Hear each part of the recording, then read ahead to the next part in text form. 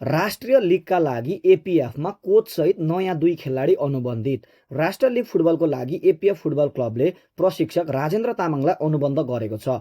यो भन्दा अगाडि 2 फरक भूमिकामा रहेर एपीएफ क्लबको मेन्स र वुमन्स फुटबल टिमको प्रशिक्षकको जिम्मेवारी सम्हालेका तामाङ पुनः मेन्स टिमको कोच बन्दै एपीएफमा फर्किएका हुन्। यति मात्रै नभएर एपीएफले राजेन्द्र तामाङ सँगसँगै मिडफिल्डर सन्तोष खत्री र फरवर्ड अनिश जीसीलाई पनि साइन गरेको छ।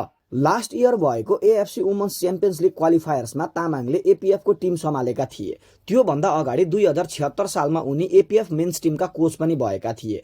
त्यति बेला एपीएफ 5औं भएर त्यो लिग अन्त्य गरेको थियो। त्यसपछि तामाङ मनाङ मस्याङ्ग्रेतिर लागेका थिए। नेपाल सुपर लिगमा ललितपुर सिटीबाट खेलेर टाइटल जितेका सन्तोष खत्री र सोही टिमका फरवर्ड अनिश जीसी पनि एपीएफमा आएका छन्। एन्फाले सबै ए डिभिजन क्लबलाई नेसनल लिग खेल्न खुल्ला गरेपछि चान्स पाएको एपीएफले ए डिभिजन क्लबकै हैसियतमा राष्ट्रिय लिग खेल्दैछ। गत संस्करणको ए डिभिजनमा रेलिगेसनमा परेको एपीएफले 3 स्टार विरुद्ध उजुरी गर्दा एन्फाले 3 स्टार र जाउला खेलको म्याचमा 3 स्टारको जितलाई उल्ट्याएपछि एपीएफ रेलिगेट हुनबाट बचेको थियो।